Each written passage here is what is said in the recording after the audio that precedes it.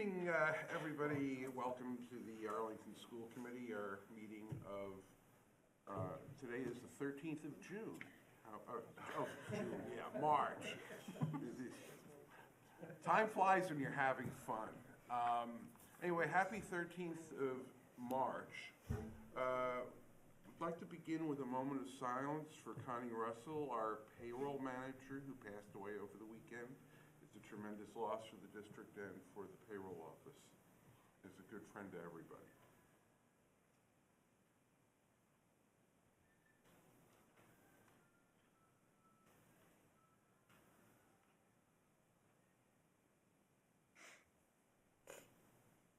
Thank you very much. We begin tonight's agenda with a public hearing.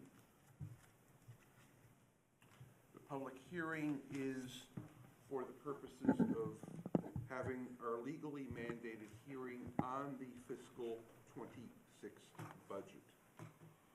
The normal rules for public comment will apply, and that we will be limited to 3 minutes. The additional twist is that any comments under the public hearing per se are limited to the budget. So if you're talking under public hearing, you can only talk about the budget. Public comment comes later.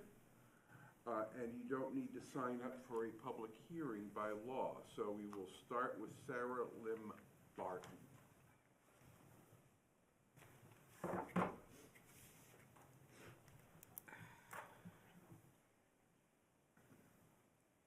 Good evening, it's Sarah Barton, and I live at 57 Huntington Road. I was still in high school the first time I attended a budget hearing. I don't remember why I was there, or even what was decided. I recall that meeting for a single statement delivered in public comment, just like this. Children, this commenter said, and after 30 years, I remember this so vividly that I'm confident that I'm quoting it faithfully. Children are notorious consumers of public resources. Heck yeah, they are. Public libraries, public parks, public schools, kids are everywhere using up tax dollars. And nothing brings that into focus like the school budget. And there's no time like budget season to reflect on the why and the how of our communal decision to invest in our young people. We have decided together to embark on the noble endeavor of ensuring that our community will continue to grow and thrive in the future. And we do this by ensuring that all of our students are prepared, able, and willing to contribute their unique gifts to this town, this nation, and our world. These values are reflected in our budget. To that end, thank you for this budget's investment in special education inclusion. At a time when Section 504 of the Rehabilitation Act of 1973 is under legal challenge for being too costly because it requires services be provided in the most integrated setting, it is more important than ever to live our values through our budget. Not because these services are owed to individual students or individual families, but because they are owed to our community as a whole. When disabled students are segregated from their peers, we all lose. Disabled students are restricted from making their valuable contributions to society, and their typically functioning peers, too, are limited to a narrowed worldview. Sometimes disguised as well-meaning attempts to protect high-needs students from floundering or their gifted peers from being held back, segregation serves only to gatekeep access for some at the expense of all. But meeting the needs of all learners together is costly and time-consuming, requiring adequate differentiation, support, enrichment, planning, and staffing, which this budget acknowledges. Investment in infrastructure is also a must. At an OMS forum on hate speech earlier this year, Dr. Homan noted that the physical environment impacts the learning environment. Instances of graffiti and defacement are higher at aging OMS and lower in our brand new high school, in part because students respect a space that respects them. Thank you for adequately funding maintenance and improvement to our school buildings. Investment in libraries matters. Librarians contain vast territories of knowledge, and librarians are our guides. I have spent the whole of my children's elementary careers volunteering in the Pierce School Library and have seen firsthand the impact it has made to have a full-time librarian. I commend the district for their thoughtful deployment of limited resources, and I urge the school committee to pass the superintendent's proposed budget and to promote it proudly to the town. Thank you. Is there anybody else in the room who wants to speak in this budget hearing? Any other people want to speak for the budget? Hearing none, I'll hear a motion to close the budget hearing. Motion by Dr. Allison Ampe, seconded by Mr. Thielman. All in favor? Aye. Opposed? Unanimous vote. The budget hearing is concluded.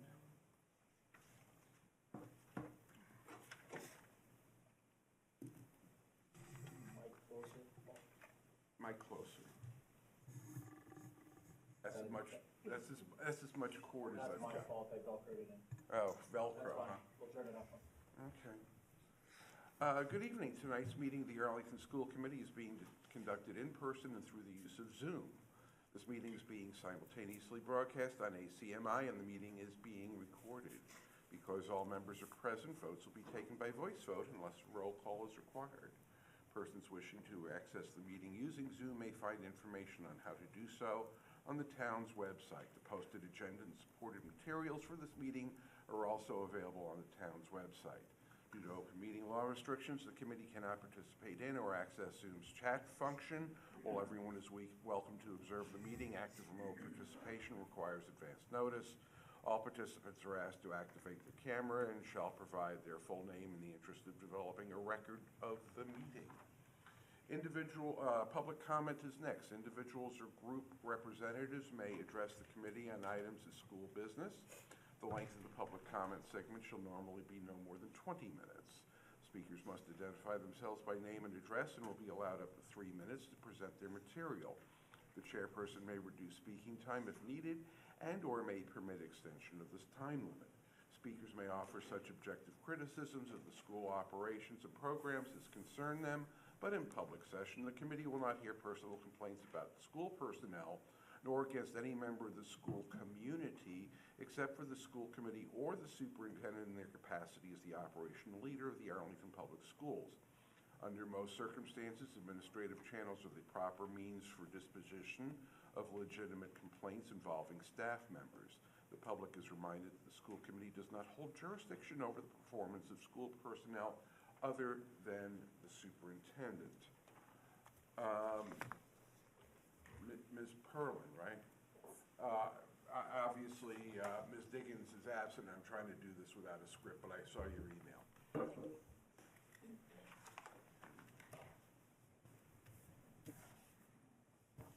Hi, good evening. We continue to come here and talk. Name and address. Gayatri Perlin, 88 Paul Revere Road. Good evening, committee members and administration. We continue to come here and talk about the math curriculum, as you know. While we acknowledge that the committee did indeed consider a review of the current curriculum, recognize its limitations, the problem is that there's been no action. Where is the community engagement forum or even a community survey? What is the stopgap solution for our 7th graders? As we pointed out, the current 6th grade rising 7th grade class, 20% of them are exceeding grade level expectations in math. Recently, a healthy discussion and debate has been initiated in the Facebook group Arlington Current Topics around 2 letters published in Your Arlington. I'd like to specifically address a few misconceptions. Yes, our MCAS scores are indeed well above the state average. However, causation is not correlation. As we showed using data that includes Arlington and surrounding towns such as Lexington, Belmont, Cambridge, 20 to 40% of students among all, including all 3 districts that I named, are exceeding expectations as early as 3rd grade. What the data doesn't show is whether these achievements are a result of public school curriculum or is it being bolstered by private extracurricular math programs that have become so popular, such as RSM. It's not surprising, as we pointed out, that nearly 20% of APS students are enrolled in RSM or other private programs. And not surprisingly, this has a strong correlation with 20% of students, approximately 20% of students that are exceeding expectations or performing above grade level according to MCAS. There's also been a notion that we don't teach Soviet math or Singapore math, and we teach Massachusetts math. Let me emphasize the fact that there is no such thing as Singapore math or Soviet math, since math itself is actually a universal language. These are simply advanced mathematical challenge problems designed to promote critical thinking and problem solving that are practiced as a norm in other countries. Our competition is not between districts, nor between states. It's international. Lastly, I'd like to point out that it's true that one doesn't necessarily encounter hard math problems in the wild. And in a world full of AI, the hardest part of solving hard math problems is typing it in. But by this logic, why do we need advanced English classes, advanced world history classes, or varsity sports? Or in fact, why do we need school at all? I actually asked ChatGPT this question. Why do we need schools if AI can do everything? I'll leave it as a page turner for you. Thank you for your time. Thank you. Was there anybody else who emailed Ms. Diggins, seeing none? I believe Mr. Gurkowski did. Mr. Gurkowski, did you email Ms. Diggins? Gurkowski, yes, sir. Thank you. Okay. Hi, this is. Am I ready? Name and address for the record, please. Yes, sir. This is Dennis Gurkowski. I'm sitting at 57 Wollaston Avenue, number 2. Thank you very much. I'm here as well with Gayatri to speak about the math program and Challenge by Choice and the way that it unfolds for kids like my own and others perhaps, who I and they may perceive are on the wrong math pathway. But first, though, I want to thank the district and community and others involved who have responded to our discussions. I'm referring to discussions that my 10th grader is having with his guidance counselor about options made available to satisfy like pre-calculus, prerequisite requirements for calculus, which may allow him to take the physics C class in 12th grade if it's offered. That's not guaranteed. But we're thinking through those options, and we thank you. He was speaking with his guidance counselor today. But regarding the Challenge by Choice, which was presented at the Audison presentation a week ago or so, when my older son, who is now in 16, he was placed when he was in 6th grade going to 7th grade, he was placed in the 7A by recommendation by the teacher. Now my 11-year-old 6th grader was able to choose the 7A class on his own. I'm happy for that, and him and the rest of the APS body. But they're given the opportunity to chart their own course and continue their trailblazing. I get hung up with words like challenge by choice, though. Like binary, there's only 2 options, and binary choices are seldom real choices when one of the options maybe isn't really relevant for the chooser. Then when the remaining choice is perhaps unsatisfactory, there may be no real challenge either, depending on the student, especially ones who think they should be in the bypass pathway. The problem for me is that my family's been experiencing this issue for the last 4 years, since it's essentially what my 10th grader is experiencing. Since, in my opinion, he was placed from 6th grade in the wrong, misplaced from 6th grade, his APS math program has been unchallenging. It may not be the best use of his time. That's not his choice, which is to be challenged. The other day in his class, he challenged himself with the problem that he eventually solved. He was able to explain to the teacher who was stumped by the problem how he did it, and the teacher was impressed. My son's challenging himself without recognition and advancement that suits him. Challenge without reward, except self-satisfaction, is frustrating and challenging squared. One challenging choice for parents like me is whether to supplement the provided curriculum with the courses like that Gayatri was talking about, which cost time and money. They're not equitable solutions either. I'm happy that the APS has given rising 7th graders the chance to choose their own math path, continuing to blaze their own trail. I asked the committee to consider expanding the set of choices so all the students that feel they have an opportunity, feel that they have an opportunity of challenge. Even with the great work done, the approach may not meet the needs of all the students. Thank you. Thank you. Is there anybody else that we're aware of? Seeing none. The next item on the agenda is, by the way, I got up to turn down the lights because there was just way too much glare on the screens, couldn't see what was going on. That's what that was about. Student representatives to the school committee. We have one tonight. Would you introduce yourself and describe what's happening? Yep. I'm Zach Vaughn. I'm one of the student council representatives. First up for sports, spring sports are starting, and winter sports just ended. We got hockey went to the Final Four, and our track team is going to nationals tomorrow. Shout out to our student council president who's running in it tomorrow. We have a student musical, Hadestown, which is coming up April 4th to 6th, and we have 70 plus students involved in it, which is pretty great. The student council just finished up our winter crafts fair at the end of February. It went really well. We had 35 vendors and a pretty great community turnout. And the student council also just finished up a annual state conference, Massachusetts annual student council conference. So we sent 12 delegates, 2 of which were me and Leo. Leo's not here today, but we presented a workshop. We won Gold Council of Excellence, which means we're the most outstanding of the councils in the state association. So we're among the top councils. We raised $1,754 for the Special Olympics as part of our trip to this conference, and we came back with some awesome ideas, which we can't wait to implement at the high school. And finally, the students are choosing their classes for next year with the course selection that you guys approved. My condolences on the That's it. basketball team Yeah. and, Um, and the hockey team. We had a couple of tough losses since we were here last. yeah, unfortunately. I think the basketball game was during one of the, During the last school committee. that was why. Were you there? I was there, yeah. Okay, that's a legitimate excuse, I gotta tell you. Yeah. Yes. Winning the hockey game was a great game. It was a really great game, yeah. Tough loss. It's great for the kids to be involved at the outcome. I think the song is really, so, Yeah. tough loss. Yeah. But they all did great. We have a lot to be proud of. Yeah. You know, because you made it way past getting into the tournaments. Yeah, yeah. We all of our sports were really successful this year. That's because we got great students. Yeah. Okay, anything else? No, I think that's it. Seeing none, we're next up for the Stratton Student Mentor Program. Superintendent.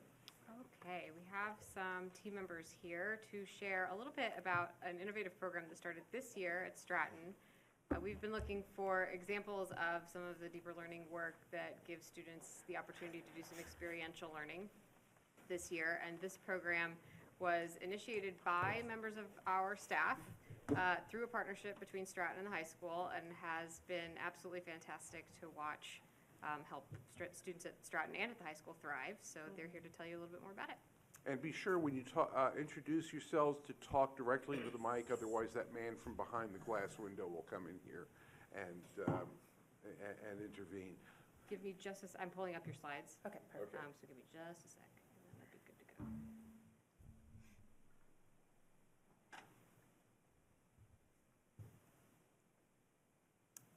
Okay, I am Kelsey Casada, a third grade teacher at Stratton, and I'll give my mentors an opportunity to introduce themselves as well. Hi, I'm Ella Irwin, and I am a junior at Arlington High School. I'm Ray Posner. I'm also a junior at Arlington High School. Hello, my name is Akil Merchant, and I'm a senior at Arlington High School. And we also have a caregiver who will be talking later, Whitney Kakos, who will introduce herself and her experience with her child. I want to thank you for having me. I am a little bit nervous. I'm used to speaking to 8-year-olds. Sometimes they're critical, but they really, they're a little bit easier for me to talk to. So I appreciate you taking the time to listen to me today. Would you like us to act like 8-year-olds? Please do not. Okay, so this all started with connection. Liz, you can go to the next slide. I launched this program in 2022. I had a student who came in the previous year as a second grader mid-year. His teacher told me that he really struggled to connect with students. He struggled to connect with community members, being new to Arlington. And I thought about my own experiences, and I have grown up in 3 different towns, so I always had sports and activities to connect to. but this child did not have that.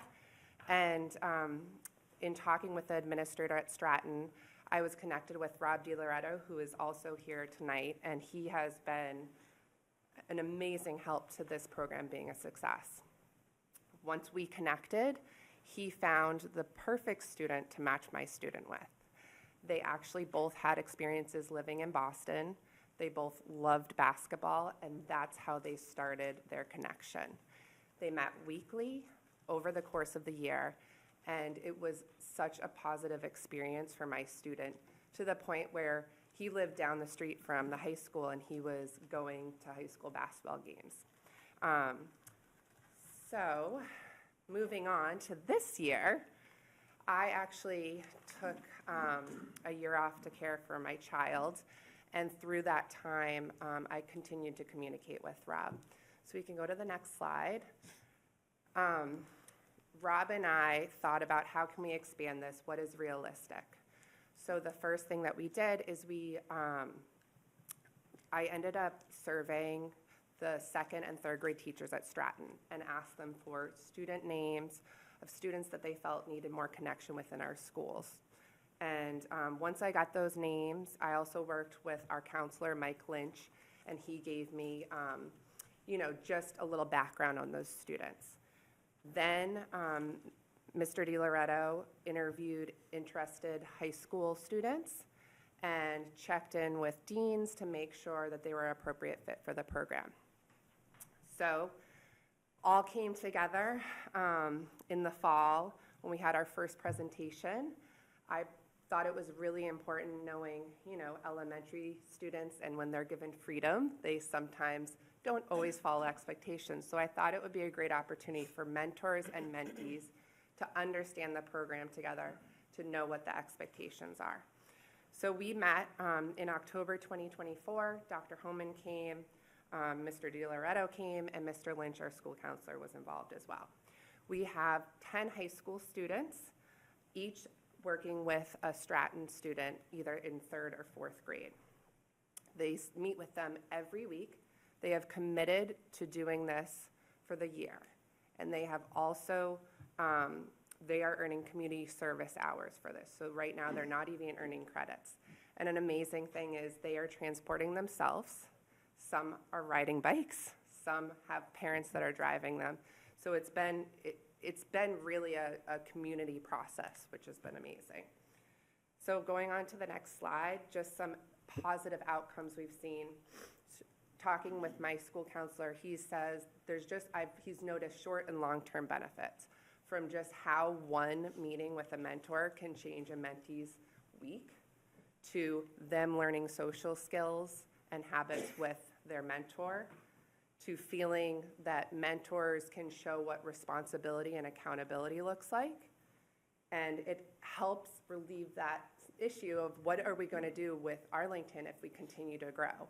And it provides this experience for our high school students to be within the community. Mr. Lynch, our school counselor, when I was interviewing him about the program, he said, and it was on my first slide, connection can provide change. And I truly believe that. I believe for our students, if we can connect them cross-district, it's going to have very profound impact on this district. So I have done a lot of talking. We can go on to the next slide. Just some people that I feel like it has impacted are our students, both at the elementary level and high school level. Our teachers, it's allowed them to give more back to their students, giving them this social connection. To our counselors, to our administrators, to our families. So I'm going to give an opportunity for each of our mentors to speak, and then give Whitney an opportunity to speak as well. So do you want to start, Ella? Sure. Yeah. So my name's Ella, and I've been lucky enough to be part of the mentorship program this year. And when I first got an email from Mr. DiLoretto about it, I instantly knew it was something that I wanted to be part of, as I've always grown up around kids and have done a lot of babysitting through my middle school years. And other times in my life, I also work at the Boys and Girls Club. So I'm very familiar with both kids who are having trouble with social connections and want to help them become social as social interactions are such a big part of my life and have really made me into the person I am today. So my mentee, he's a third grader, and at first I didn't really know what I would connect with him about, because we're very different. We have different backgrounds, we have different interests. However, over the course of a couple months or even a couple weeks, we've really grown to know each other, and I've got to learn a whole nother culture. I've learned about a whole nother culture, a whole nother perspective. I've got to learn about his family, and we've created this connection that is unlike any other I've had, and it's very sweet. His favorite game to play is Taco Cat Goat Cheese Pizza. He's very good at it, much better than I am. But I go with Ray on Wednesdays, and whenever we walk out onto the playground, both my mentee and her mentee are so excited to see us and have a huge smile on their face, and I'm really glad that I can take part in making his week better, as well as always going to Stratton makes my week better, because he's just so joyous and so full of life, and I love playing games with him and getting to be part of this awesome program. Hi, my name is Ray. So I go with Ella on Wednesdays, and I was also very excited to start this program. I knew it was something that I wanted to do. I also spend a lot of time with kids. I do a lot of babysitting. I have a younger brother, and I'm in a couple clubs at school. I'm in Best Buddies, which works with kids with different kinds of abilities, and so I see some parallels with that. And my mentee we've connected on, we play games when I go, and it's just been really amazing it's been an amazing experience for me to switch my perspective to a third grade level and see how I can explain social skills and how I can help him, and I like to see his interactions with other students, which helps me. I go during his lunch and recess, which is often a little bit difficult because he'd probably rather be playing outside, but I play with him. We spend a little bit of time outside, and then we go and we have lunch together. Sometimes he invites one of his friends, and I just see their interactions. We play games, and it's just really nice to see him. He said that Wednesdays are his favorite days. He looks forward to me coming, and that makes me really happy. He was also out for a month. He was visiting family internationally, and so I kept coming on Wednesdays, and I was with other students, other third graders, which was also really nice. They, all of them are completely different, completely unique, so it's been really nice to see this third grade perspective and connect the elementary school to the high schoolers, and be this kind of mentor and leadership person for him. Hello, my name is Akil. So I meet with my mentee on Friday mornings, and unlike Ella and Ray, who have spoken, I do not have a lot of experience working with kids. I have done a lot of projects over my high school career, clubs, internships, jobs, but they never really aligned with that type of crowd.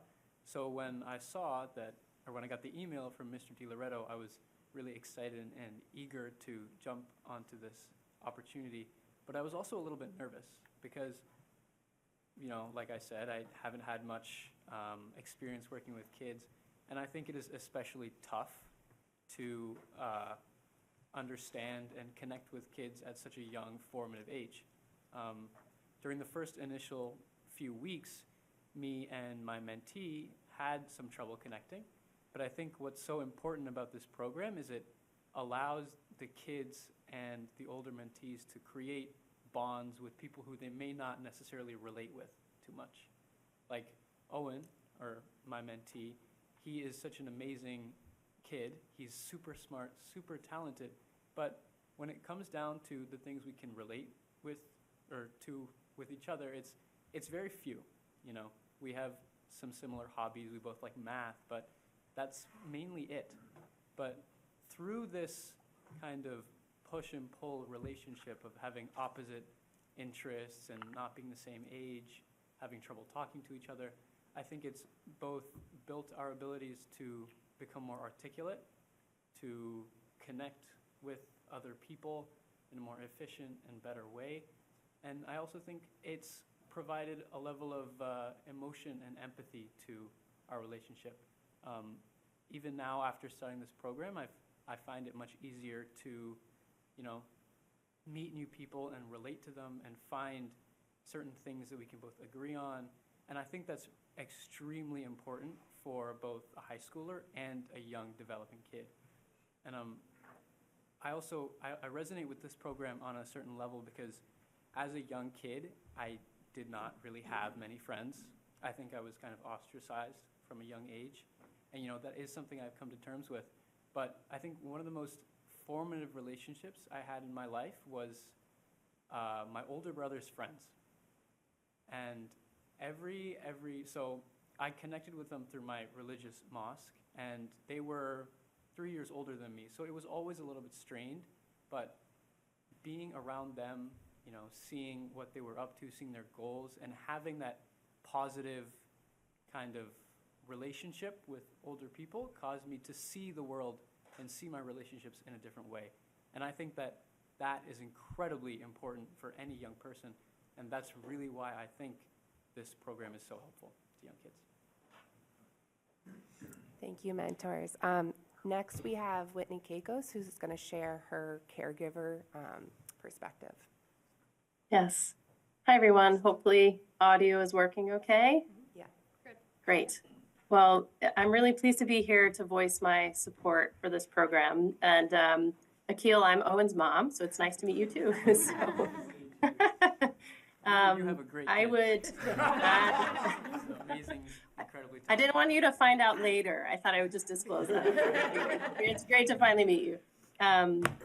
So my son, Owen, is 9 years old. He's a third grader in Mrs. Casada's class. And I will say that we started the year with him feeling pretty negative about school. And so that was something I engaged with Kelsey early on, and we were brainstorming about this. And when this opportunity came up, I wasn't sure, how Owen would engage with it. And so we decided we would give it a go. And I will say it has been incredibly positive for Owen. So Akil, you should know that. What we hear at home about this is incredibly positive. And I would second what you are saying about there is a specialness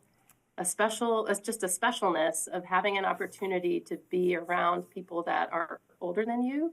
And I've had that in my own life on some sports teams where I had you don't often get that in life. And so Owen views it as a very special time. He really looks forward to it.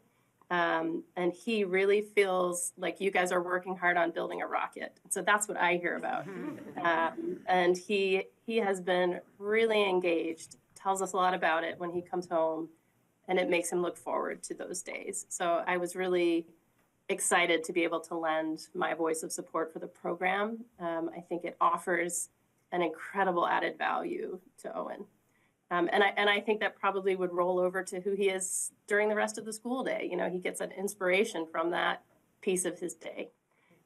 So I'm really grateful that we've had the opportunity this year. And I know that from conversations with you, Kelsey, the hope is to grow this program and to even formalize it more. And I would put my support in for that as a future too. And if there are ways to make it more valuable and attractive to the mentors, that would be even better because he's really sad when you're not there. I will tell you that too. And so I hope and would very much, like I said, lend my support to how to make it just add value for everybody so that it can become a consistent and regular thing.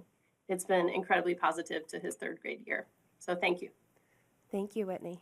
Ella just had something she wanted to add. I would also love to add that Whitney was saying how it was so important and the kids love the program so much. And I think me and Ray have definitely seen it when our students have been absent. Other kids have been running up to us and they've been like, can we go with you today? Because they think it's such a special experience to have a high schooler who seem huge to these eighth graders come and spend time with you and take part of their day to go play a game with you.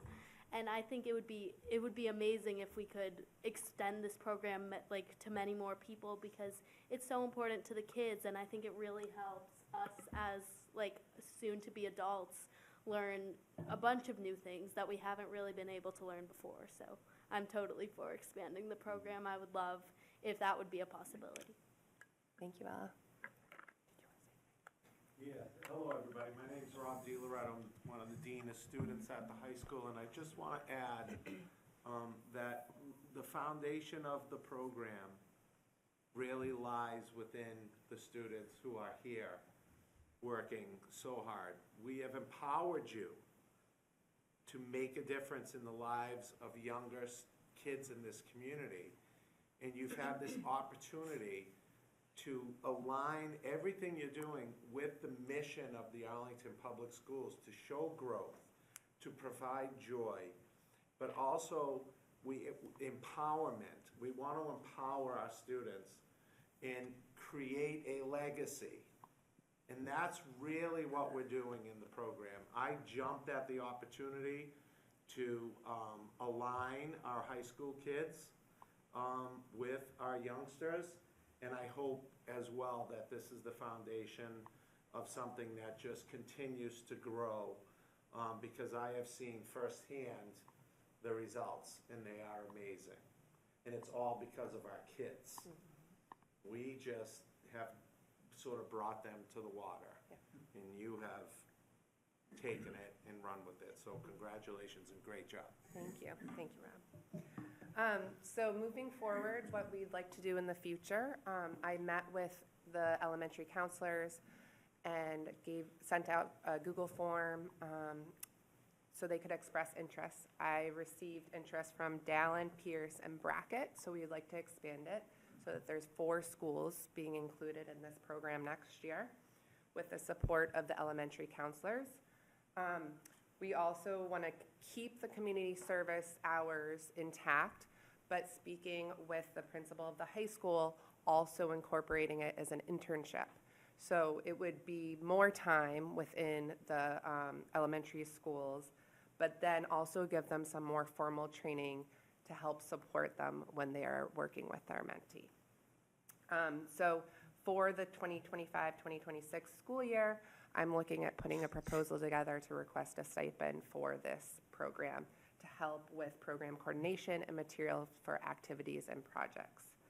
As we continue, it would be wonderful if we continue to expand to eventually have a mentor program coordinator and then provide more resources on mental health and support for our mentees. So thank you to so many people. I have spent a lot of time working with people, them just giving their time to me, and I know they're so busy. So there's a list of many people that I want to thank, and Rob is definitely one of them. He has helped make this happen, and Liz has been very supportive of it. Families, mentors, mentees. I'm also an Arlington resident, and it makes me feel so proud that I am in such a supportive district of initiatives like this. So I want to say thank you, and if you have any questions, please go ahead. Anyone from the committee, questions or comments? Mr. Thielman. Yeah, just congrats to Loretto, my friend, and all of you guys on this great program. This is really a terrific thing. Is there a funding request for? Not formally tonight. No.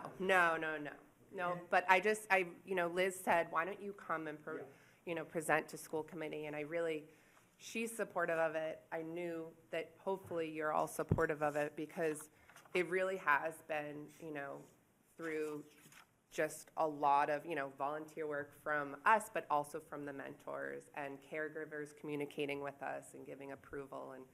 And I just, I was really excited to share this program. Great program, powerful program. So do we have enough funding for next year to support it? So I was kind of curious. Fully intend to support the stipend and to think about what some funding mechanisms might be for the growth of the program. The wonderful thing about it, though, is that this is not expensive to do. Yeah, I know. If we start providing some transportation, then, we need to think about some of those costs, but we can do an initial expansion with the stipend, and we can go from there. So. Yeah, great job. You should be very proud of yourself. The adults, too. Ms. Gittleson. So I'm assuming that you chose third graders because you're a third grade teacher. I would love, like, as you think about expanding it, have you, like, third grade seems like a really great year for it. I've had a third grader. I have a future third grader. That's not an easy year. You know, how you're thinking about, like, finding the mentees that are going to get the most out of the program. Yeah, so when the elementary school counselors at Dallin, Pierce, and Brackett, when they showed their interest through the Google form, they also said the grade levels where they felt that most of the students would be, where it would be valuable. It looks like it's going to be about 3rd to 5th grade, which I think is appropriate because they've established their rules and routines in school. It's not too disruptive. They're mature enough to have that time with them.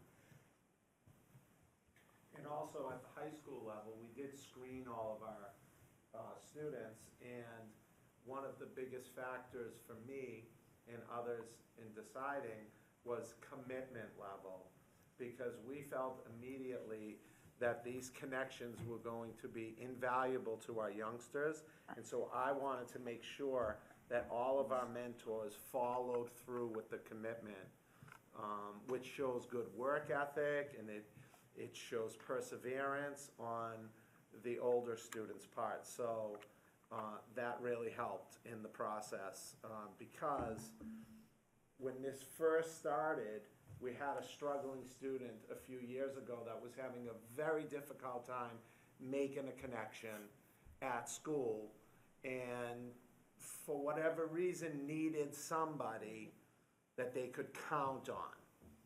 And that was a big factor with the success of this program this year and going forward for our AHS kids is the commitment.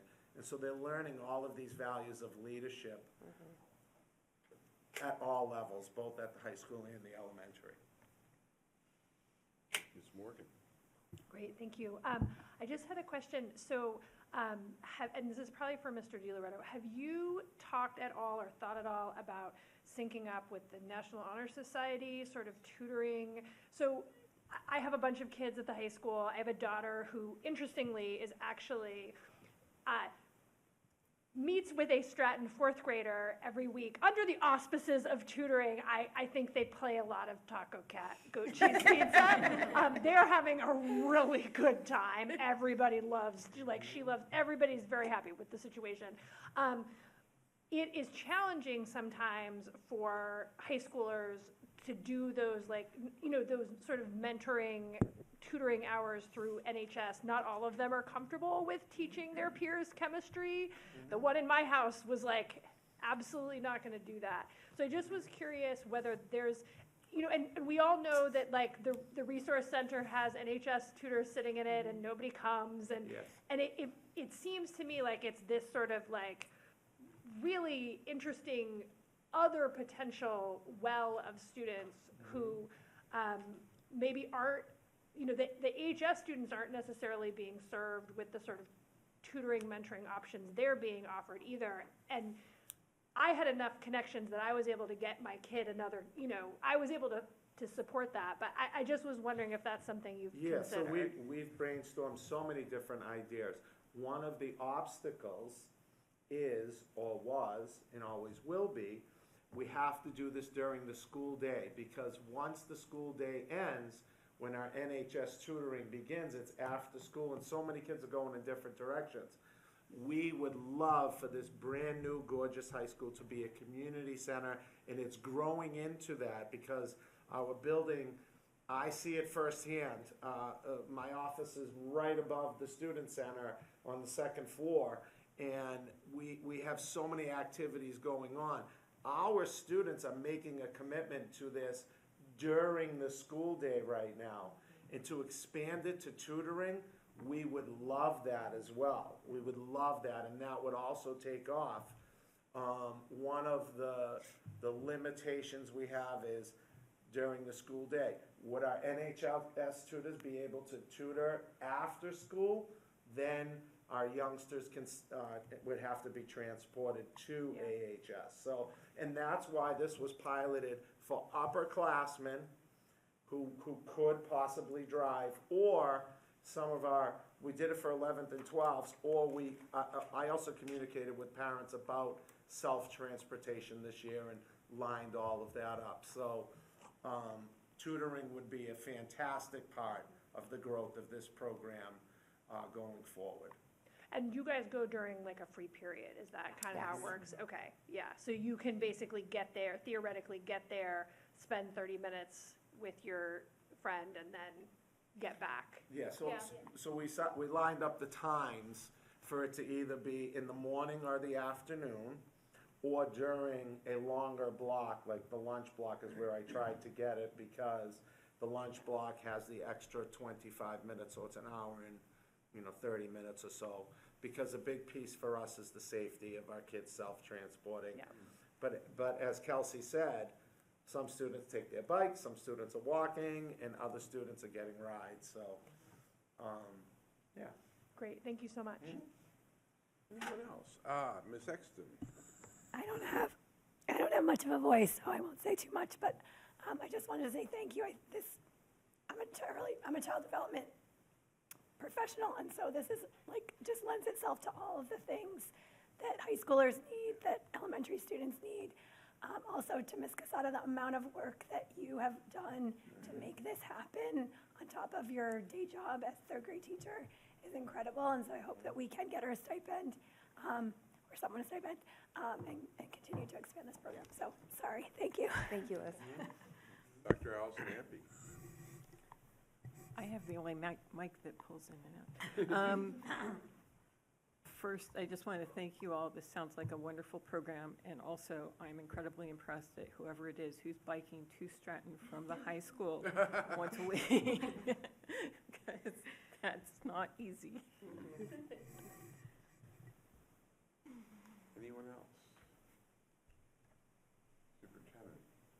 I just want to say to Whitney, you should have seen Akil's face when you talked about how much your son is loving time with him, and also to all of you and Akil for some of the leadership you've had for the program. It is really exciting to see the experience you're getting to have, because the kind of growth you get from an experience like this is really unlike, I think, any other.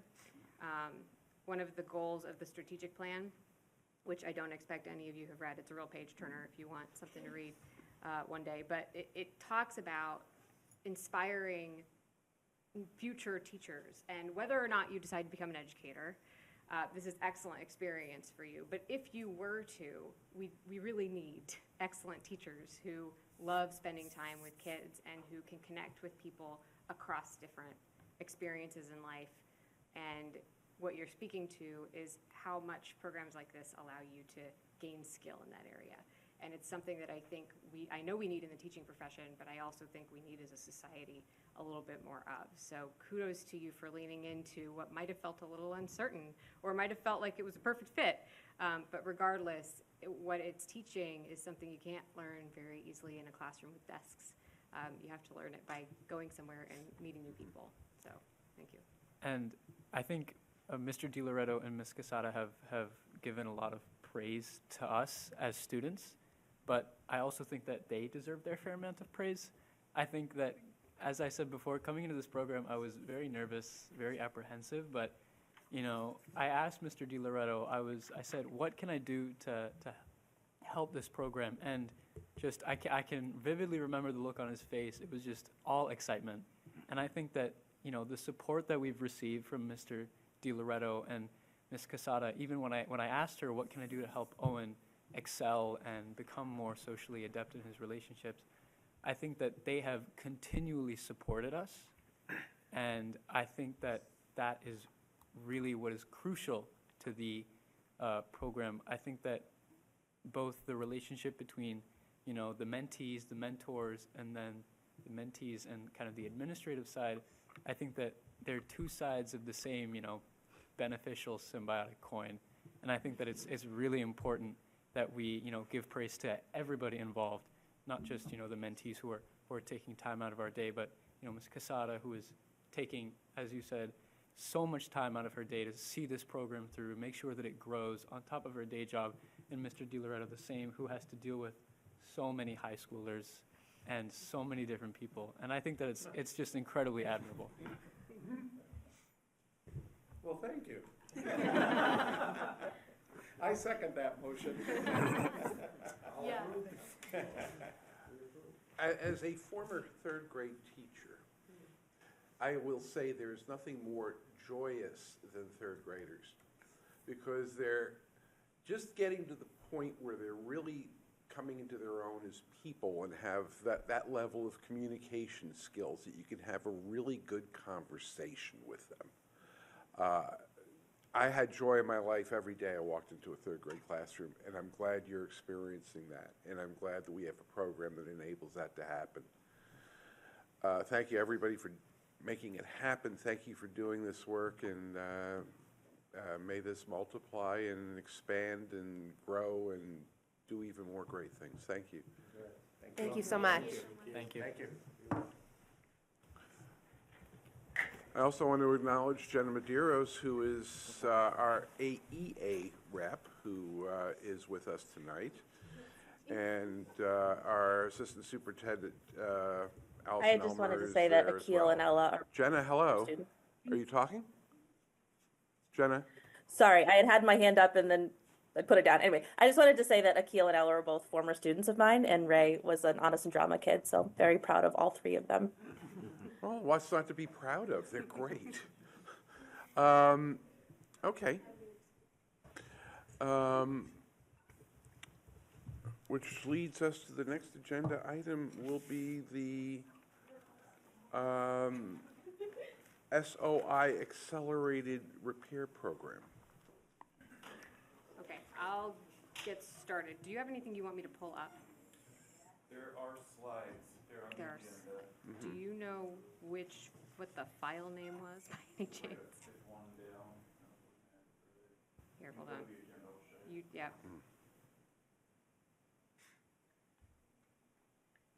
Which file?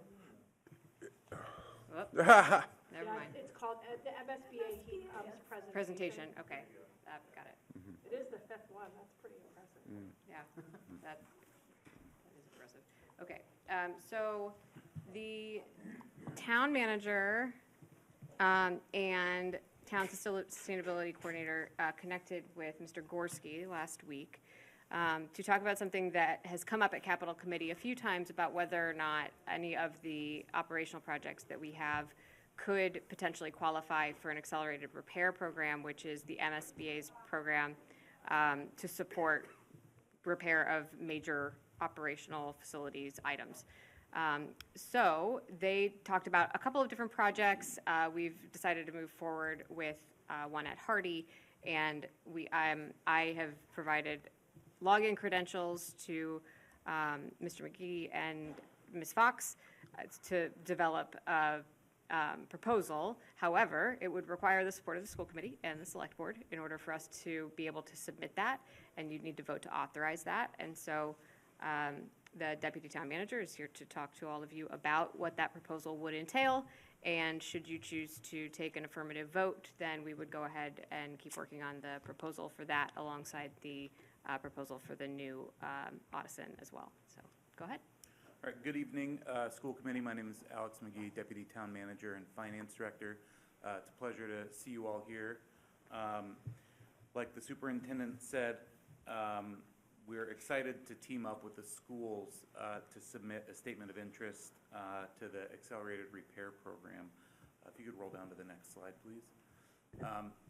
This sort of follows the overarching goals of the town and school endorsed Net Zero Action Plan, which aims to decarbonize all real town and school assets by 2050.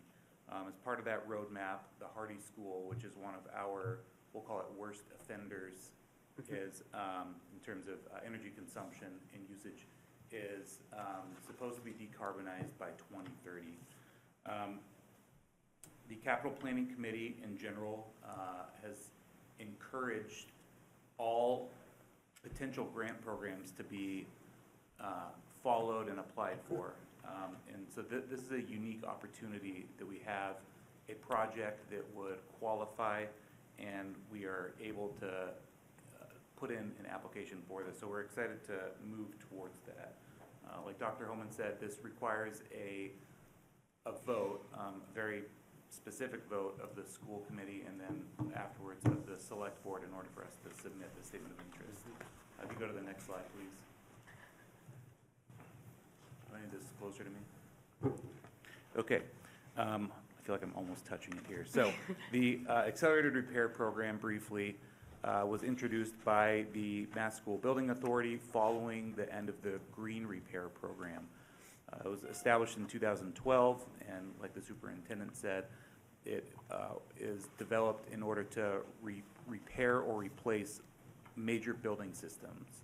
In the past, it has been sort of into three segments: boilers, direct replacement of boiler systems and whole heating systems, roofs, so whole roofing systems, or windows and doors. This year, new to the Accelerated Repair Program is a heat pump conversion program. And so this will convert a gas-fired boiler and heating system into a heat pump, an electric heat pump system. There's a $250 million that has been dedicated to the Accelerated Repair Program. It has been switched to a biennial model, so they're only open for statements of interest every other year now. It used to be every year. So it's important that we submit something here if we want to try to get grant funding. How the funding works is if they were to invite us into the program, which would happen at the fall meeting of the MSBA, their board meeting, then within 90 days we would need to come up with, we don't know the exact amount, but it would probably be on the magnitude of $50,000 to $100,000 to support the feasibility design portion. The MSBA would then assign us an OPM, an architect, to work with. Over the next 6 months or so, they would work on design, and we would then have a decision to make whether we would want to move forward into the full construction of the program, and that we would need an appropriation within 12 months to do that. It's important to note that the MSBA would reimburse this project for all eligible costs at a reimbursement rate for Arlington in 2024 that was 43%. And so we'd get really excellent value on this conversion project. If you could please go to the next slide. So specifically about the Hardy, the existing equipment there, it's a 2002 circa natural gas boiler. This would be replaced with heat pumps that would provide both heating and cooling to all areas of the school. We've done feasibility studies here twice actually to provide cost estimates. We won't really have a real grip on what the cost will be until if we were invited into the program, the MSBA, the consultants there provided estimates to us. At that juncture is when we would need to make a funding decision. It's worth noting that our feasibility studies showed that the cost to continue operating a natural gas system outpace an electrified system over the life of the system. We also have some exciting energy reduction projects at Hardy already in the works, which include a roof. In FY26, we're going for over $2 million envelope project and a solar array at that school. So it's really could become a real showpiece for reduced usage of energy. Next slide, please. So what we require, again, is a vote today from the school committee. It would need to be signed by the chair, Mr. Schlickman. On Monday night, we'll continue this. Talia and myself will be at the select board to give the same sort of informative presentation to them. And then we will submit our authorization by next Friday for consideration. So thank you for your time. Mr. Thielman. Thank you, Alex. I think it's a no-brainer. I think we just should pass the motion. Okay, I will read the proposed, I will read the proposal, or would you like to read it aloud? Well, it's a long one. We need to read it and get this into the record. It does need to be read in full. Yes. So Mr. Thielman. Okay. Resolved, having convened an open meeting on March 13th, 2025, prior to the SOI submission closing date, The school committee of the town of Arlington, in accordance with its charter, bylaws, and ordinances, has voted to authorize the superintendent to submit to the Massachusetts School Building Authority the statement of interest form dated March 21st, 2025 for the Hardy School located at 52 Lake Street, Arlington, Mass. 02474, which describes and explains the following deficiencies and the priority categories for which an application may be submitted to the Massachusetts School Building Authority in the future. Replacement, renovation, or modernization of school facility systems such as roofs, windows, boilers, heating, and ventilation systems to increase energy conservation and decrease energy-related costs in a school facility, and hereby further specifically acknowledges that by submitting this statement of interest form, the Massachusetts School Building Authority in no way guarantees the acceptance of the approval of an application, the awarding of a grant, or any other finding commitment from the Massachusetts School Building Authority, or commits the town of Arlington, Arlington Public Schools, to filing an application for funding with the Massachusetts School Building Authority. This would be signed by the chair, Mr. Schlickman. So the motion is the resolution and authorizing the signature, second by Mr. Carden. Any further discussion? Mr. Carden. Yes, well, I want to thank you, Mr. McGee, for pulling this together at the very last minute. My only ask would be 2 years from now that we, have a sort of a longer process, and so we can have some input on which projects. I mean, obviously this is an excellent choice for this project, and we don't have anything else on the table. But 2 years from now, there's probably going to be a lot on the table, and we can work together to figure out what the priorities are. Thank you. Any other questions or comments from the committee? Seeing none, we will do a roll call vote. Ms. Exton? Yes. Mr. Carden? Yes. Dr. Allison Ampe? Yes. Mr. Thielman? Yes. Ms. Gittleson? Yes. Ms. Morgan? Yes. Chair votes in the affirmative. That's a unanimous vote, 7-0. Thanks, everyone. Thank you. Thank you. Good job. I will, yeah, I need a pen now, so do you have a pen in your hand?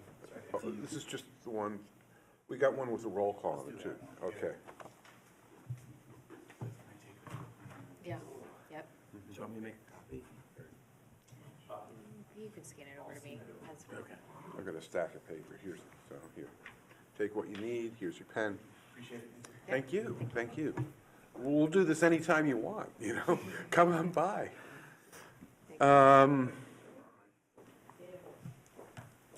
We're now up to the discussion of the fiscal 26 superintendent's proposed budget. Superintendent. Okay, pretend that the date says March 13th. But this is just a quick update on what was already presented. So I want to go over a little bit more on enrollment and class size that's been added to the book that I sent you this evening.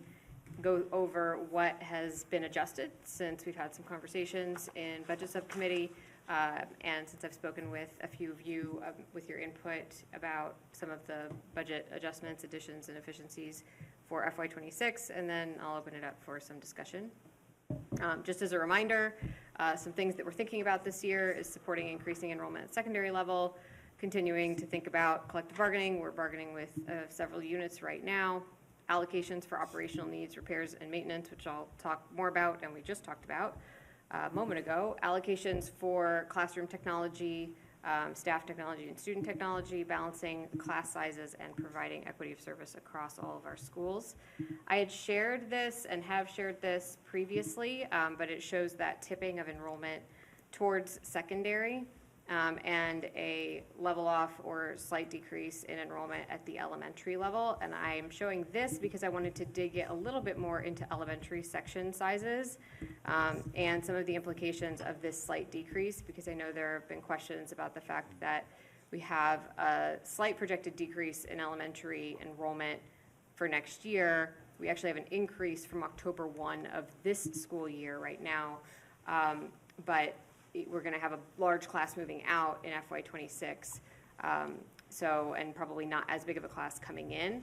So I want to provide a little bit of context for why you're not seeing a decrease in elementary sections as you have in the past, when we've seen a little bit of a decrease in enrollment. And a lot of that has to do with making sure that we balance both class sizes and school enrollments. So what you see on this graph is the Thompson overall enrollment is the blue line. And that has been steadily increasing, actually pretty swiftly over the last couple of years, from 2022 to 2025. It went from sort of increasing steadily to increasing more rapidly.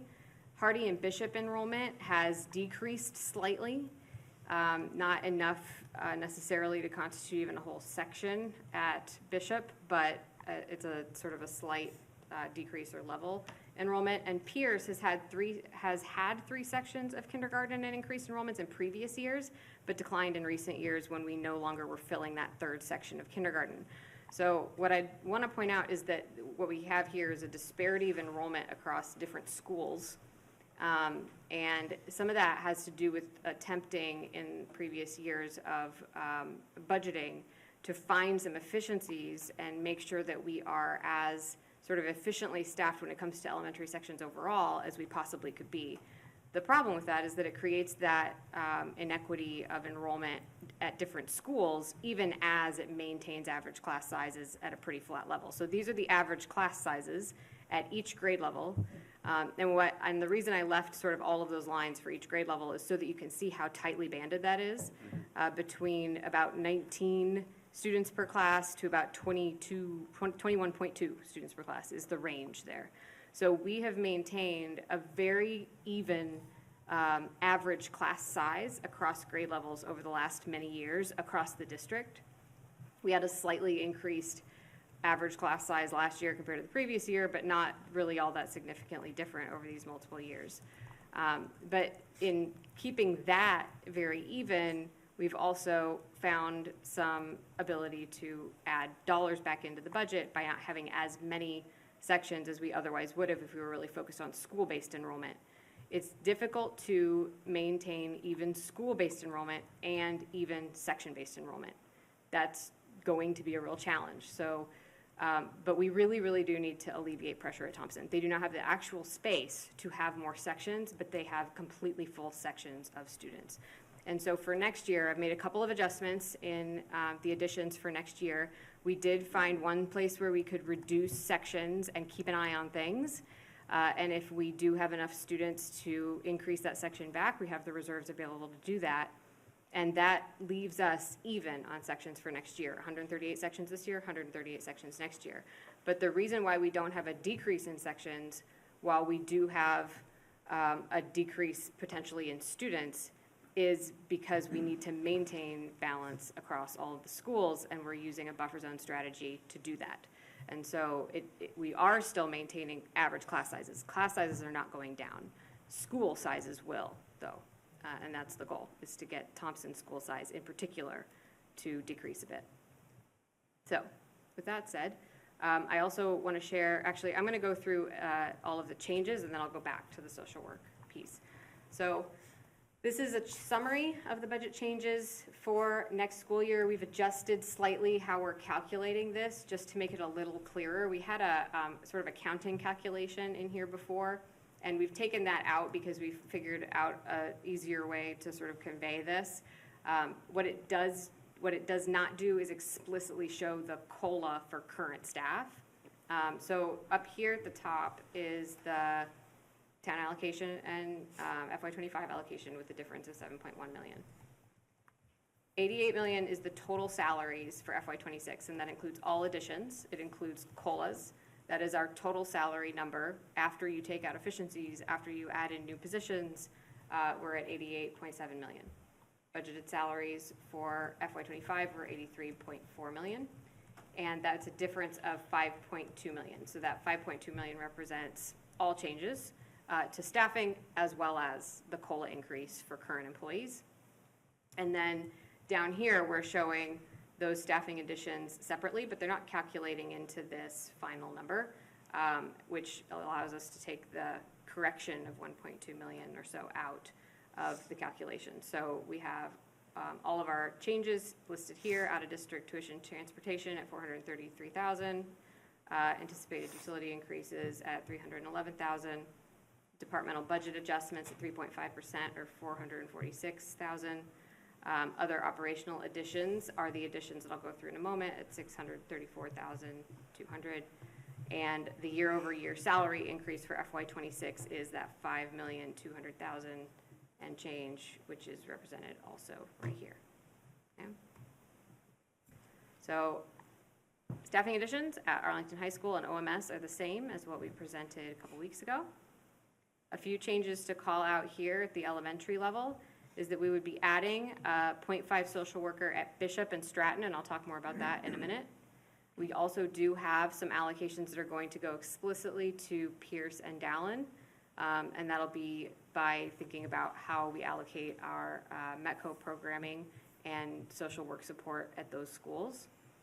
And at Hardy, we have also put in 2.0 specialized support paraprofessionals in the process of figuring out how to think about allocations of social workers. I had conversations with each of the principals and ended up talking to the Hardy principal about the student. We have a number of students who are moving up into Hardy from Menotomy into the SLCC. And so given the support levels and IEPs, and I sat and went through this in quite a lot of detail with the principal, there is a need for 2.0 additional specialized support paraprofessionals. They're also doing some work to adjust staffing models next year in hopes that they won't need quite as many staff next year. So we want to support them in doing that work. There's a kindergarten TA added for Hardy Elementary as well. We had called out in our previous meeting that was not visible in the budget. And then on the next slide, I want to note that there is a 5.0. This was 4.0 at one point for the central office restructure. The additional FTE is actually partial FTE. It makes available the possibility of us hiring a resident from the Harvard EDD program. And this is something that I've been considering doing for many years. We have fellows who join us. They come a couple days a week. This would have a full-time member of the third-year cohort of the Harvard program join us, and they would be here every day. And they get to work on special projects with superintendent's office as part of their training to become superintendents. Harvard subsidizes the largest portion of that stipend, and we're working out exactly what that would be. We're going to forego a partnership that we have previously used with Harvard for some consulting support that costs about the same. So this gets offset by an operational shift into this role, and it wouldn't grow with COLAs because this person would only be with us for 1 year. But it is an opportunity for us to have more staffing support for relatively low cost in the superintendent's office. And so we've added that as part of the central office restructure. And then nothing has changed here, and we've added a few operational expenses. One is an allocation for production machines in the Smart Lab in the new high school's production center. These machines are not part of the capital allocation for copy machines and copy leases, and are extremely sophisticated and advanced machines that we need to be able to service and replace as parts as necessary. There's also a line for facilities maintenance and refresh of equipment. As you heard Mr. McGee say, we would need to have an allocation in order to move forward with the potential SOI. We also need to be able to make adjustments to facilities when those adjustments need to be made. And while we do try to think as far ahead as we can for capital improvements, we cannot always move as flexibly with capital improvements as we might like to. For example, if a student joins and we need to build a ramp into a school. And so this funding would be a maintenance and repair line. It would allow us to allocate more dollars to the facilities department that is perpetually needing additional funding to address the stuff that comes up. And it might also allow us to do some of the things that we try to do if we can during the school year, but we could actually develop a plan for, such as refreshing furniture when we need to, painting the walls when we need to, or adjusting fixtures when they break or when something goes wrong. So I think this is something that it's been frustrating not to have, and would be wonderful to have set aside in the budget to offer us a bit of flexibility when the capital process, which is so far planned out and we understand why, can't necessarily meet a need that's immediate and emergent. And then finally, there is that reduction of some contracted services out of the superintendent's budget to offset the stipend for a resident role. And those are all of the changes to what we had discussed previously. I'm happy to discuss, but I want to go back first to social work. So we had talked at length at CIA's subcommittee the other day about ratios for social workers.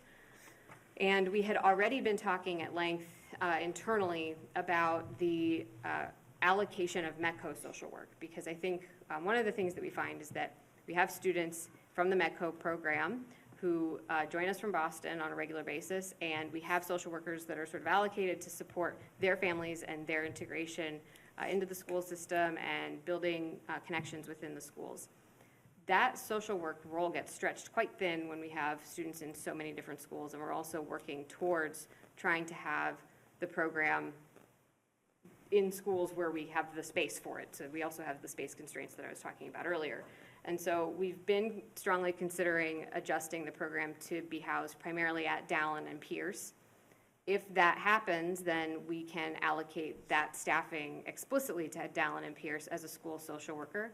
They would work with students in the METCO program, but also support the whole school in that capacity. And so that allows us to allocate that, it's a grant-funded position, to both of those two schools, which increases their staffing allocation. After speaking with the principals at Dallin and at Hardy, one of the things you'll notice here is that we do have social workers that are dedicated program social workers. However, what the principal said is that at those two schools, not at Stratton, because the program is the size that the program is at Stratton, that 100% of their time is going towards the students in the program at Stratton. But at Dallin and Hardy, they work as a team. The caseloads live on with the SLC, but the social workers will support the whole school. And I asked them to sort of guess at, how, when you think about their time, how does that get spent? And the answer is, it changes. On some days, they are fully dedicated to students in the SLC. On other days, they may do some work directly with their peer or do some collaboration that is really more focused on the whole school and helping maybe gen ed teachers work with students who have disabilities or are in the SLC. So there's a range. They estimated around 0.6. So what we've done is allocate the 0.6 directly to SLC, understanding that their caseloads are all SLC. At Stratton 1.0, and then the other portion of that FTE is allocated up in the gen ed portion of the social work. And then the METCO is allocated at Dallin and Pierce.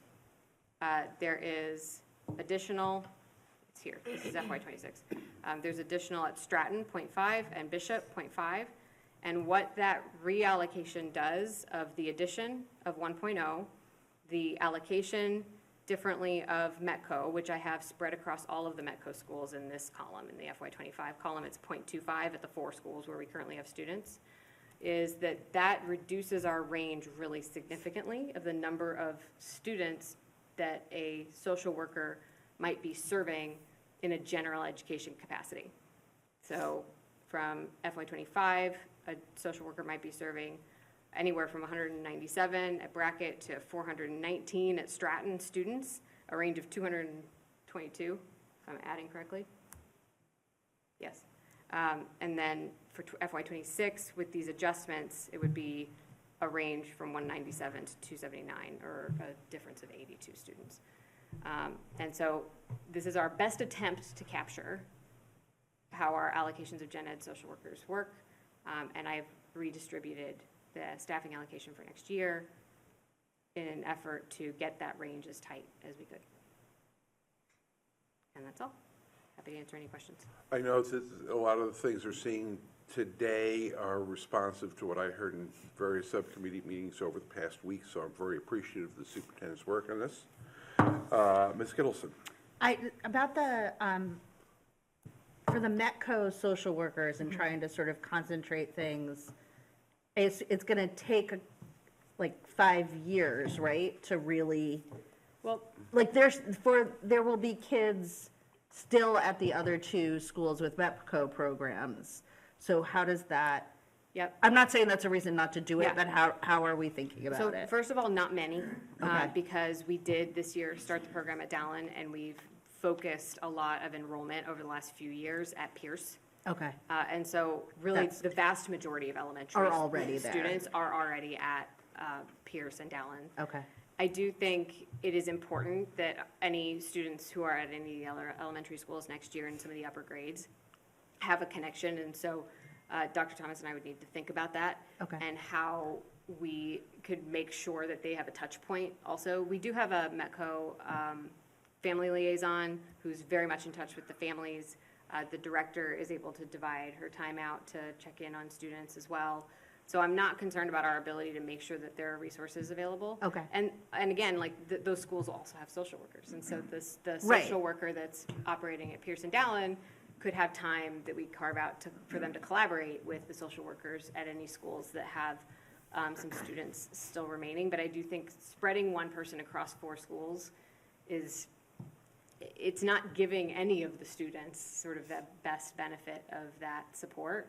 And it's not also allowing the social workers to build that connection with teachers.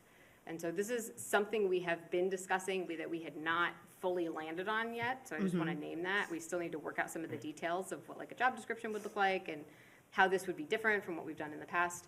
But it's something worth exploring because of how it helps out some of the allocation of social work support across the district. That sounds great. I just want to make sure those few kids that are still at other places don't end up feeling less of that community, which I know is really important. Mr. Carton. So on the social workers, this is kind of a subcommittee question, but I couldn't make the budget subcommittee meeting. I kind of feel like Brackett kind of just kept the second social worker when the SLC left. Is there a strategic reason for them to have 2 full social workers? So at the time that happened, they had IEP caseloads that we felt it made sense for them to maintain the social work support. They had definitely had more than a 1.0 social work need at the time. And the school committee approved an addition of social work support at Hardy at the time. And so we left that social work support in place. I think one of the things that has demonstrated is the impact that can have when the social workers can operate as a team and they can spread some of their resources across tiers. When they can work at tier 1 and 2 and 3, they're a lot more flexible and able to intervene. And we've seen a positive impact at Brackett on relationships with families, on some of the students' goals. And so I'm hesitant to reallocate that, understanding that is the lowest ratio. I would rather us try to get some other schools closer to that ratio, just because we're seeing a positive return on that particular investment. So.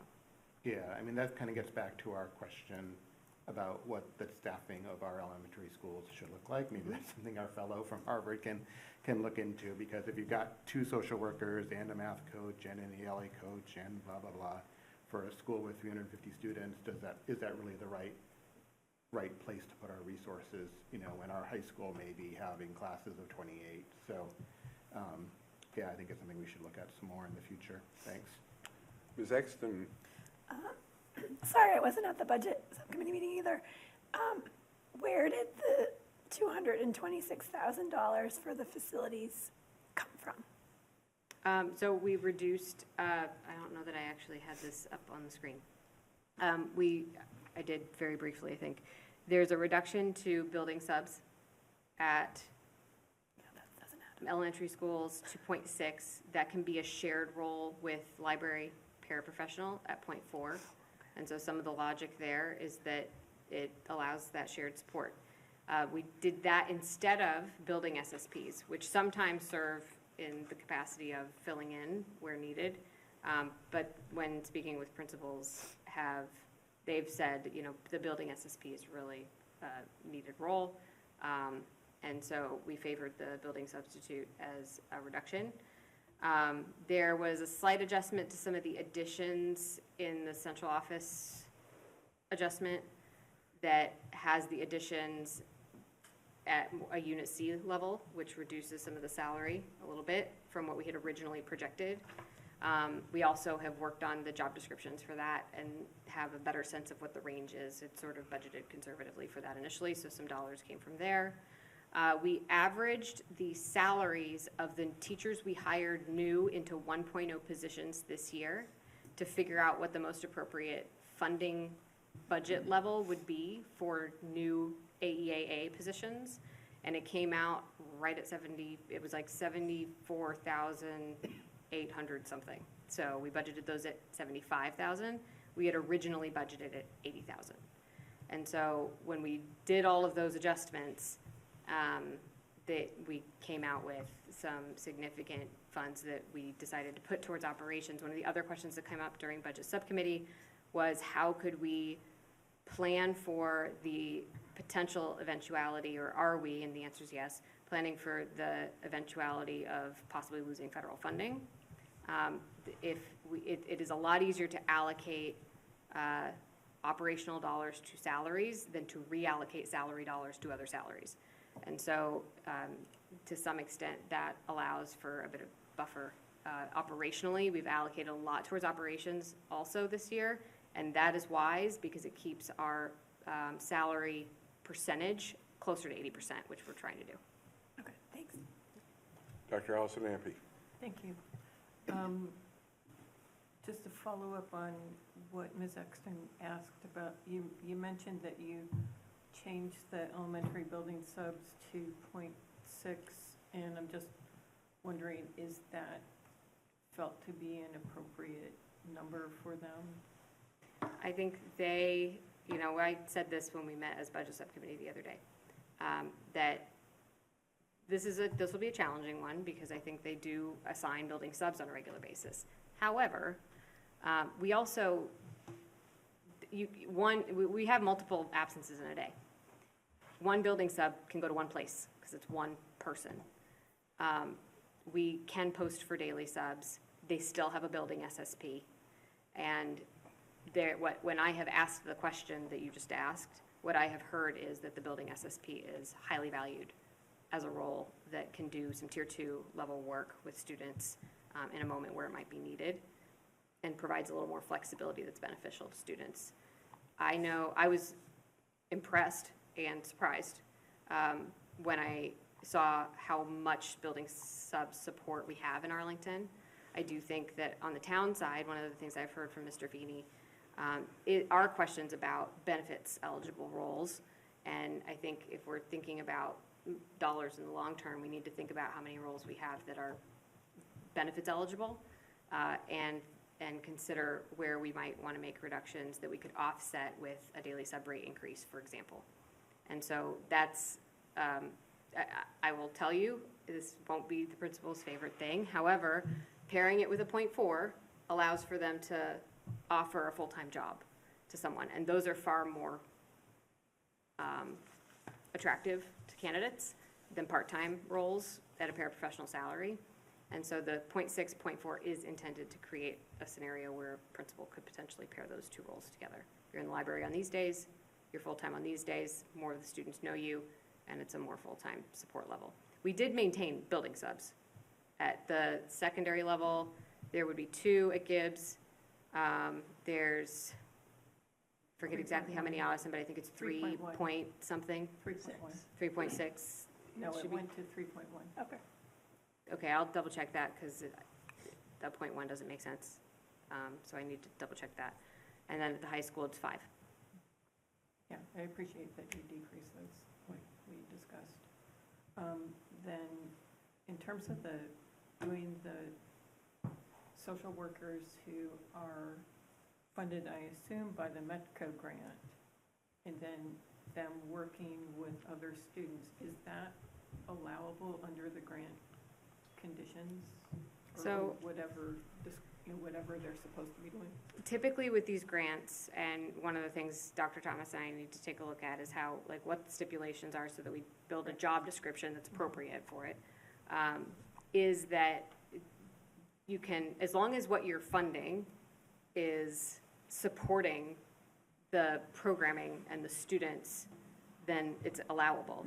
And I would say it's similar to the SLC social workers. They're there to make sure that the students in the SLC have a positive experience with school. Their full-time job is to make sure that that happens. But that involves working with the SLC students and gen ed students and gen ed teachers. And so it's not as though 100% of their day is like directly working with those SLC teachers. And so that's how we would imagine the METCO role working as well, is that you are there at those two schools for half of your day to support the work of the METCO program and the experience of these students and all of their peers in integrating into the school. But it is providing that additional level of support to the school. They bring a different lens in the same way that an SLC social worker would bring a different lens at Hardy, for example. Okay. And then finally, I noticed there's only one additional custodian,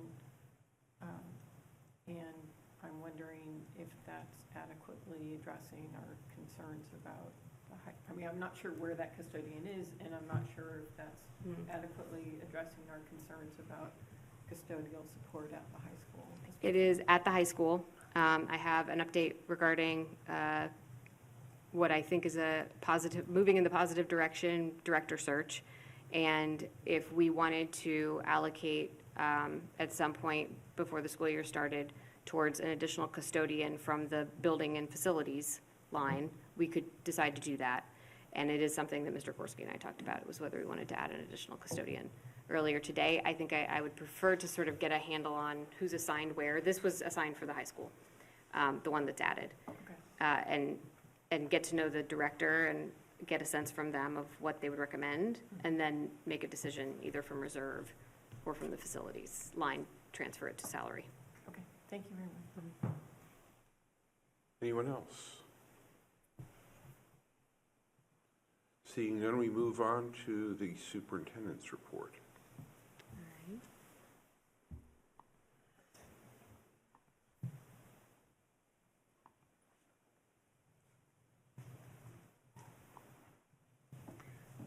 Mr. Gorski, would you like to talk about capital projects? Sure. So we got an update. Yeah, we received an update from Bob Jefferson, the interim facilities director. So these are the ongoing capital projects that are underway. The Gibbs Library mezzanine project we're hoping to have completed by the summer. There was a bid opening last week. I'm going to review the bids with Lauren Haley, who's the project manager, and Bob Jefferson on Monday. Bishop Roof, we have a signed contract. The construction is going to happen next summer, be completed before the school year starts. The Bishop office reconfiguration. This is when we're the social work office, safety and security. There was some moving of capital dollars, but this is all, the bids are in, and we're hoping to have this completed possibly during April vacation, definitely by the summer. We had exterior doors at Brackett and Dallin, signed contract, again, looking to have that work completed during April vacation. Hardy Roof, we have bids that are due next Thursday. And again, another project that we'd like to have done during the summer. The Bishop envelope design, those bids are also due on Thursday. This is one that's been a challenge because of the bids have typically come in over what's been allocated in the capital budget. So we're going to see where we land in this bid opening next week, and then we may have to reevaluate in the next capital cycle for next year to put aside some additional dollars. The school radio upgrades, 4 schools have been completed with new repeaters in the base units. So this allows the schools to contact the Arlington Police Department directly. 21 new portable radios for Ottoson and Gibbs. 15 admin radios to be programmed to work with the repeaters. Facilities ordered new repeaters and base units for the last 4 remaining schools. Work will commence during the summer. The Thompson elevator, this has been one that's been repaired, but we've basically been looking to do a full repair on it. It's been kind of been band-aided to work. The The specs are being prepared to go out to bid. We're going to allocate some dollars for the design part of that, and it's something that we would like to be complete during the summer as well. And then the Thompson RTU portable AC. We're looking to address some of the air conditioning challenges at Thompson. This is a portable unit that would air condition the cafeteria area. Bids have been received, awarding the contract this week. And I think that this is something that can be turned around also possibly during April vacation. What does RTU stand for? It's a rooftop unit. Okay. Yeah. I have not talked at length with the school committee about the school radio upgrades, but this was an adjustment to the security line in the capital budget that we made this year. The good news is that we had planned to put cameras in at the last remaining school, which is Bishop, because the office reconfiguration came in below the capital allocation. That's going to allow us to do some camera installs as part of that project, so we'll get to do both. The radio upgrades is replacing our handheld radios with a very improved system that allows us, if we were to need to switch all admin radios to the same channel so that we could communicate cross-town if we had to. The admin radio, as Mr. Gorski said, goes straight to police dispatch, and there are radios that would allow communication from school to school if there were to be a town event that required that level of emergency communication. These are systems that a lot of districts have in place, and we've had lots of different kinds of radios over a long period of time that variably worked. So we're excited about these because they're much higher quality. We will have one system that everybody will be on. It'll be easier to replace on, and we'll have that direct line to dispatch from wherever in the building the principals are, which is a big safety feature for this particular system. So a lot of gratitude to the facilities team and Mr. Jefferson for getting all of these going and keeping on top of them, because we're getting a lot of stuff done that has not gotten done in the last several years. So, and thank you too to Mr. Gorski for keeping up with stuff. All right, a few other updates. The annual Special Education Parent Advisory Council survey is going to launch very soon. We ask that community members participate. We have worked together with the CPAC to take a look at all of the questions, make sure that everything fits within regulation and reflects really well what it is we're working on and trying to improve upon, and that we get some actionable feedback. And so right alongside our colleagues in CPAC, we really hope that families participate. So tell your friends. We'll be getting it up on socials and out to the community very soon. The first, Gibbs held their first annual culture night. They've told us there's going to be a second annual one. They had over 20 different cultures of Gibbs families represented at culture night and drew over 200 participants in the evening and had a whole lot of fun. We've had a lot of all-town concerts. Maybe some of you have been to a few of them performing, and our venues have been packed to the point of some level of concern. So we are taking a look at that. I've heard from a few community members about just how very many families and students we have participating in the fine arts, which is fantastic. And we might want to take a look at our facilities and make sure that they can hold that many people and think about how we want to do that moving forward. So I just want to name, first of all, what an excellent problem it is to have so many students engaged in performing arts, and that we are on top of making sure that the venues can hold all of their excited spectators. And we're also excited about potentially maybe holding some of those all-town concerts in the brand new high school gym that is gigantic and gorgeous and can hold 2,500 people at a time. So we'll be taking a look at that for next year. We've held EL education walkthroughs with our partners from EL education at our elementary schools. Dr. Ford Walker, you want to say anything about that? No, just it was a fun, exciting week where we had an opportunity to visit two schools. We were at Pierce and Bishop, and also we were able to participate in instructional rounds with Monotony, the math department and history department. So, excuse me, a full week of being in classrooms, observing, providing teachers and school leaders with an opportunity to get in classrooms as well and give feedback and observation. We have a couple admin hiring searches that we have extended offers on and are excitedly waiting to hear back from candidates, including the facilities director role. We're hoping to have an announcement, Mr. Feeney and I, very soon, and the special education coordinator at the middle school level role. So hopefully we have some updates on that for you soon. And enrollments, including projections for FY26, are included in your materials, with a reminder that the projection sheet has current enrollment for kindergarten, not yet buffer assigned. Nobody has been buffer assigned. So it defaults to putting the kindergarten students in, I think, whatever their neighborhood's original school assignment would have been. And so but none of the buffer assignments have been made yet. So just keep that in mind when you look at the kindergarten numbers. First of all, that they are low, higher than they usually are at this time of year, but low, because we don't have all the enrollments in, and they're not yet buffer adjusted. And I'll take any questions. Mr. Carden. Just a comment on the capital projects, if you could pass on our appreciation to Mr. Jefferson. I was thinking of making a motion, but I think just as a committee to pass on our appreciation for finally getting all these projects going. They've been kicking around for quite some time. And it's also a good thing for Mr. Gorski, for you to keep your eye on these as we go through another transition to another facilities director. Thank you. Dr. Allison Ampe. When we met at facilities, we did actually thank Mr. Great. Right. But it's good to be now.